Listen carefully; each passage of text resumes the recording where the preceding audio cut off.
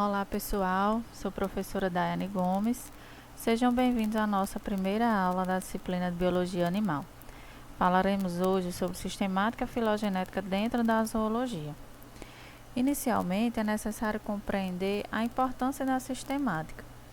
E diante da diversidade de espécies que hoje compartilham nossa biosfera, milhares ainda a serem catalogadas, existe a necessidade de organizar essa biodiversidade.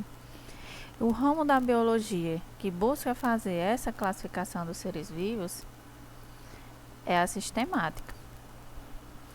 Essa classificação, baseada a partir da compreensão da filogenia, ou seja, que leva em consideração os parentescos evolutivos desses seres, é chamado de sistemática filogenética. A necessidade de se fazer essa organização e classificação dos seres vivos, ela sempre se fez presente, quer seja a partir do hábito de vida, pela forma de como o homem poderia utilizá-los, até que em 1735, Linneu propõe um sistema de classificação que leva em consideração as semelhanças anatômicas e fisiológicas que existiam entre esses seres vivos, propondo inclusive um sistema de nomenclatura binominal, que até hoje ainda é utilizada. Mas o que Linneu não previa em sua classificação era que esses seres vivos eles se modificavam ao longo do passar do tempo. Foi então que Darwin, já no século XIX, propõe que a vida surgiu uma única vez e que se diversificou com o passar do tempo, levando essa variedade enorme de espécies atuais. E que essa variedade ela é decorrente da evolução biológica. Então, existia um ancestral comum a todos esses seres vivos que habitavam a nossa biosfera. Para Darwin, duas espécies que possuem um ancestral mais recente, elas devem apresentar maior semelhança entre si do que comparado com outras espécies cujo ancestral comum seja mais antigo. Para apresentar essa forma de classificação de pensamento, é utilizado o método cladístico, que utiliza dos cladogramas, ou árvores filogenéticas, que vão demonstrar as hipóteses de relação entre os grupos de seres vivos. Por exemplo, aqui, observamos uma semelhança maior entre o humano e o chimpanzé do que o humano e o gorila, já que a ramificação que aconteceu para diferenciar, diversificar chimpanzé e humano, aconteceu no tempo depois, o tempo evolutivo posterior, à ramificação que aconteceu entre gorila e esse grupo aqui, chimpanzé e humanos. Já nesse exemplo, temos um cladograma do reino Animalia, composto por seus 35 filos. Hoje, nós utilizaremos uma classificação didática, mais utilizada no ensino de ciências, na qual trataremos de 9 filos principais. Os principais filos são poríferas, quinidárias, moluscos, platelmintos, anelídeos, nematódeos, artrópodos, equinodermatas e cordados. Esse último aqui, os cordados, é aqueles em que nós humanos estamos classificados. É importante lembrar que os avanços da genética molecular ela tem possibilitado o desenvolvimento de métodos para caracterizar geneticamente os indivíduos e as populações, e por isso a precisão, o rigor das relações filogenéticas entre os grupos de todos os seres vivos, ela pode alterar com o surgimento de novas semelhanças ou diferenças que são marcantes entre esses grupos. Porém, existem as características que elas são comuns a todos os animais, que é a multicelularidade em organismos eucariontes sem parede celular, as suas células diploides com células sexuais haploides, a característica de serem heterotróficos por ingestão, possuir a capacidade de movimentação nem que seja em alguma fase de sua vida e possuir um desenvolvimento embrionário compartilhado em várias de suas etapas.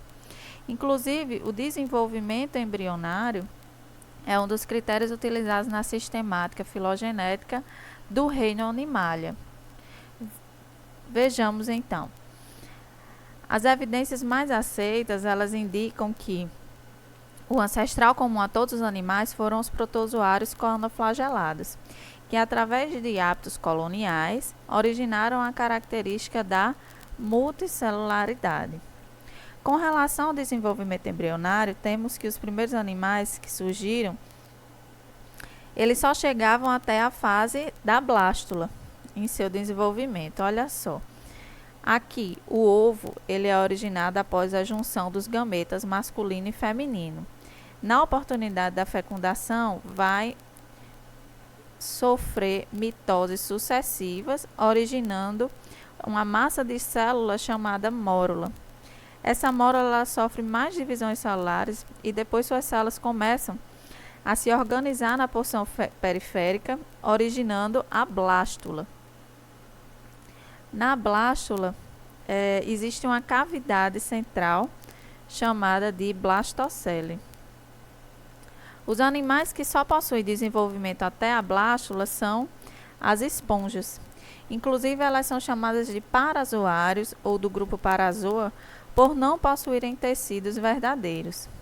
O que ocorre são células diferenciadas em suas funções, mas que não são derivadas de nenhum tecido embrionário. A formação de tecidos embrionários ela vai ocorrer em todos os animais, assim chamados de eumetazoa, na fase da gastrulação. Então, a blástula ela vai sofrer a gastrulação, que é o seu dobramento, originando uma cavidade, que será a cavidade digestória, chamada de arquêntero, e possui comunicação ou uma abertura com o meio externo, chamada de blastóporo. É também nessa fase que acontece a diferenciação de tecidos, né, nos dois primeiros folhetos embrionários, que são a ectoderme, aqui em azul, e a endoderme em amarelo, mais internamente. Os animais que possuem os dois folhetos germinativos embrionários são chamados de diblásticos, e o filo Cnidaria pertence a esse grupo. O restante dos outros animais que se originam a partir daí sofrem a formação de um terceiro folheto embrionário, o mesoderma, que fica entre o ectoderma e o endoderma, e é a partir dele que vão se originar os músculos. Uma outra característica que vai separar os cnidários dos outros animais que vieram a partir daí, parte deles, é que eles possuem uma simetria bilateral. A simetria ela está relacionada à quantidade de imagens especulares que podem ser formadas desses animais a partir da secção do seu corpo em diferentes planos. Então, classificamos os cnidários por possuírem simetria radial, porque existem vários planos de secção que podem formar partes iguais desses animais. Em compensação, os chamados bilatéria só possuem um plano de secção em que conseguimos dividir o seu corpo igualmente em duas partes iguais, os antímeros direito e esquerdo. Dentre os animais que possuem simetria bilateral e são triblásticos, existe a classificação entre os protostomados e os deuterostomados.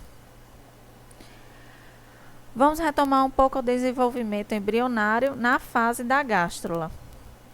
A comunicação do arquêntero com o exterior, chamado de blastóporo, vai originar primeiramente a boca nos animais que são protostomados, e o blastóporo vai originar primeiramente o ânus nos animais que são considerados deuterostômios. Dentro do grupo dos animais protostômios estão os que se dividem em dois outros grandes grupos, que são os Lophotrochozoa e os Equidizoa, assim classificados a partir de achados e compartilhamento de semelhanças moleculares. Os lofotrocozoários são os platelmintos, os anelídeos e os moluscos, e possuem em comum em alguma fase de sua vida a larva trocófora, ou ainda a estrutura chamada de lofóforo, que auxilia na movimentação da água e captura de alimentos. Os equidizoas são os nematódios e os artrópodes, que por possuírem um exoesqueleto quitinoso no caso dos artrópodes e formado principalmente por colágeno nos nematódios, é necessário que ocorra a equidise, ou mais popularmente conhecido como muda, que permite o crescimento do animal nesses intervalos. Então aqui ocorreu uma muda e vai ser possível o crescimento do animal até que esse exoesqueleto ele se torne rígido novamente. Os lofotrocozoários são os platelmintos, os moluscos e os anelídeos, e possuem em comum, em alguma fase da sua vida, a larva trocófora. Podem possuir também uma estrutura auxiliar para movimentação da água e captura de alimentos chamada lofóforo. Os equidizoa são os nematelmintos e os artrópodes. Por possuírem exoesqueleto nos nematódios formado por colágeno, fibras de colágeno e os artrópodes por quitina, é necessário que ocorra a equidise, mais conhecida como processo de muda, que permite o crescimento do animal nesses intervalos. Dentro dos lofotrocozoa, podemos classificar os filos de acordo com a presença de cavidades corporais, naqueles que são chamados de acelomados, pseudocelomados e celomados. Os animais que são acelomados são os representantes do filo platelmintos. Possuem os 3 folhetos embrionários, aqui epiderme, mesoderme e endoderme, mas não possuem espaços entre si, por isso são animais de corpo maciço. Os animais do filo nematódio possuem uma cavidade entre o mesoderma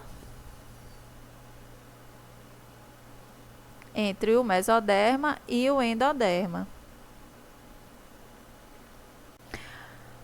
Os animais que são acelomados são os representantes do filo platelmintos, que possuem os 3 folhetos embrionários, aqui epiderme, mesoderme e endoderme, porém não possuem nenhuma cavidade, nenhum espaço entre eles, por isso são chamados de animais de corpo maciço. Os animais do filo nematódio possuem uma cavidade entre o mesoderma e o endoderma, chamado de falso celoma. Os animais celomados são aqueles do filo molusca, anélida, artrópoda, equinodermata e cordata, e possuem uma cavidade corporal completamente revestida pela mesoderme, que é essa cavidade representada. Mas então, qual é a importância evolutiva da presença do celoma? É no celoma que vão estar as vísceras dos animais. Por isso, o celoma ele representa a possibilidade de maior compartimentalização das funções do organismo e aumento, consequentemente, da complexidade estrutural e porte físico daqueles que possuem. Temos então, portanto, aqui o nosso cladograma do reino animal todo montado, mostrando, por fim, aqueles filos dos animais que são deuterostomados, que possuem simetria pentarradial secundária, no caso dos equinodermos, e os que possuem a notocorda como principal evidência para a origem dos cordados. Vamos agora fazer uma viagem em cada filo e conhecer alguns representantes, revisar as características que são comuns a todos os filos e também aquelas que são principais utilizadas para diferenciá-los entre suas diversas classes.